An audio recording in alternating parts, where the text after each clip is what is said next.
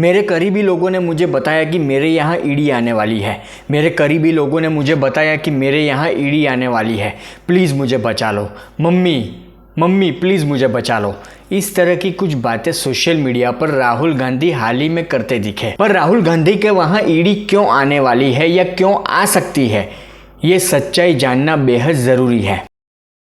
नमस्कार दोस्तों, अब 2 अगस्त 2024 को रात को 1:52 के करीब राहुल गांधी अपने सोशल मीडिया प्लेटफॉर्म पर एक पोस्ट करते हैं कि संसद में मैंने चक्रव्यूह की बात की या चक्रव्यूह की स्पीच दी, तो अब मेरे यहाँ ईडी आने वाली है। मेरे यहाँ ईडी रेड करने का प्लान बना रही है। अब रात को करीब 1:45 या 2 बजे राहुल गांधी की नींद क्यों उड़ी हुई है?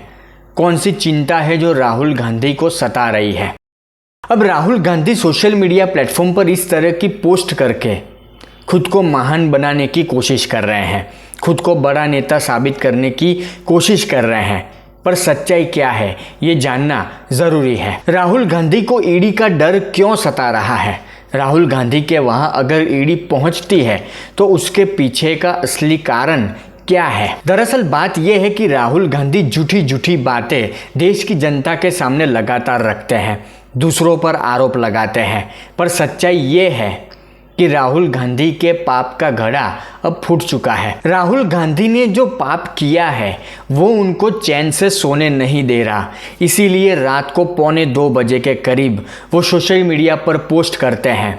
इस तरह की पोस्ट वो करते हैं जैसे वो बड़े महान नेता हैं और ऑब्वियसली देश की जनता को मूर्ख बनाने की, देश की जनता को इमोशनल ब्लैकमेल करने की वो कोशिश करते हैं। पर दरअसल सच्चाई ये है कि नेशनल हेराल्ड नामक एक बड़ा घोटाला है, बहुत बड़ा घोटाला है, और इसको लेकर ईडी राहुल गांधी के पास जा सकती है। अब ईडी रेड करती है या ईडी राहुल गांधी की गिरफ्तारी करती है तो इस बात को लेकर राहुल गांधी अभी से इसकी नौटंकी में लग चुके हैं। और अगर इन फ्यूचर ऐसा कुछ होता है तो कांग्रेसी नेता ऑब्वियसली नौटंकी करेंगे, हंगामा करेंगे सोशल मीडिया पर आकर, टीवी मीडिया पर आकर।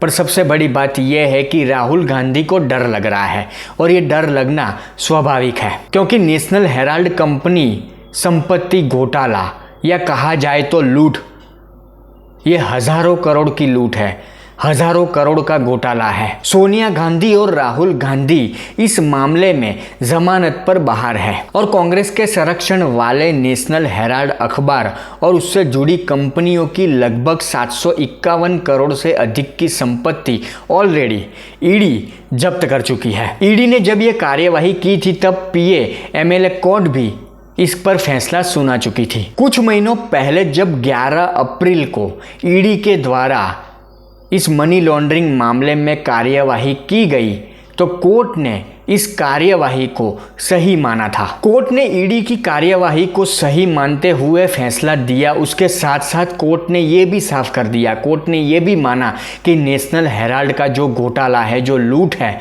वो सामान्य नहीं है, वो हजारों करोड़ की लूट है, हजारों करोड़ का घोटाला है। इसीलिए ईडी कभी भी राहुल गांधी के दरवाजे पर पहुंच सकती है और राहुल गांधी की डर की वजह, असली वजह ये है। एक्चुअली नेशनल हेराल्ड की बात करें या थोड़ी डिटेल इसकी जानने की कोशिश करें तो ईडी ने यंग इंडिया और नेशनल हेराल्ड की पेरेंट कंपनी एजीएल की 751 करोड़ से अधिक की संपत्ति जब्त की है, जिसका मालिकाना हक सोनिया गांधी और राहुल गांधी के पास है। इस मामले में सोनिया गांधी, राहुल गांधी के साथ साथ कांग्रेस के कई और बड़े नेताओं से भी पूछताछ की गई है। आरोप ये है कि कांग्रेस पार्टी ने एजीएल को 90 करोड़ का जो लोन दिया था, उस लोन को कांग्रेस ने 50 लाख रुपए लेकर राहुल गांधी और सोनिया गांधी की कंपनी यंग इंडिया को बेच दिया था। यंग इंडिया कंपनी की जो संपत्ति जब्त की गई है उसमें सोनिया गांधी और राहुल गांधी की 76% की हिस्सेदारी है। मनी लॉन्ड्रिंग मामले में ये पूरी कार्यवाही की गई थी। दिल्ली, मुंबई, लखनऊ में संपत्तियां जब्त की गई थी। ईडी का ये मानना है, ईडी का ये दावा है कि एजीएल की अवैध संपत्ति में यंग इंडिया का कब्जा है। जो यंग इंडिया सोनिया गांधी और राहुल गांधी की मानी जाती है या उनकी हिस्सेदारी है इस कंपनी में। इस मामले से जुड़ी और जानकारी, थोड़ी बहुत और जानकारी आपको आसानी से गूगल प्लेटफॉर्म पर मिल जाएगी।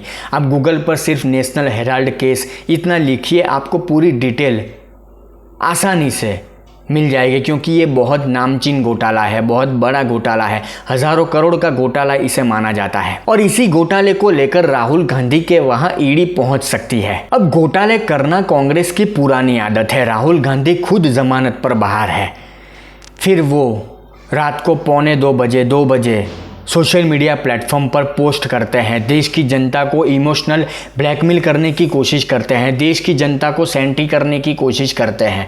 तो इसका मतलब क्या है? Rahul Gandhi social media platform पर या टीवी मीडिया में आके या संसद में खड़े होकर या संसद के बाहर सत्यवादी हरिश्चंद्र बनने की या महान बनने की या बड़े नेता बनने की कोशिश क्यों करते हैं?